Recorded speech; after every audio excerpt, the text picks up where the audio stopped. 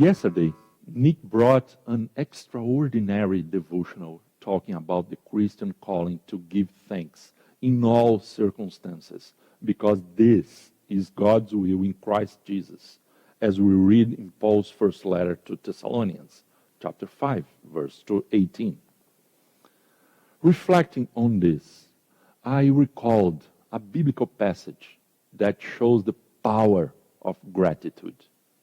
In Mark 6, we read the famous story of the multiplication of bread and fish for a large crowd of at least 5,000 men, plus children and women.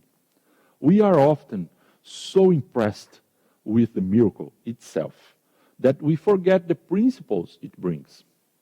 In this story in particular, verse 41 catches my attention when Mark says that Jesus, taking the 5 loaves and the 2 fish, and looking up to heaven, he gave thanks and broke the loaves. And then he gave them to his disciples to distribute to the people. He also divided the 2 fish among them all.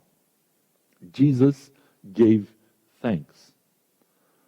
It's something extraordinary. Let's take a moment to think about some lessons we can learn from this. First, notice that Jesus thanks God for the provision before receiving the provision. We usually receive the blessing and give thanks afterwards. But Jesus thanks God first, before receiving the blessing, before the miracle. This is because Jesus' focus is not on bread itself, but on the one who gives bread. With or without bread, he thanks God in the same way, because the focus is on the provider and not on the provision. When we only give thanks as we see the miracle, we easily take the focus away from God and focus on the miracle. Second, we see that Jesus thanks God for 5 loaves and 2 fish, which was all they had to feed a crowd of 5,000.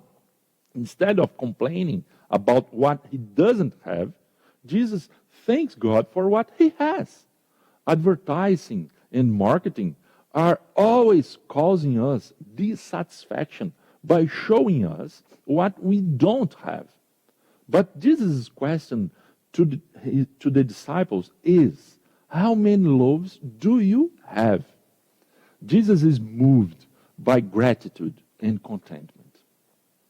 And thirdly, and lastly, look at the verbs. Jesus broke, gave, divide. Sharing when we have more than enough is easy. But what about when we have less than enough? Only a few notice that, but in this story, before the miracle of multiplication, comes the miracle of division and sharing. This is the power of gratitude. Don't wait for the blessing to be thankful. Don't wait to have enough to be satisfied. Don't wait for abundance to be generous.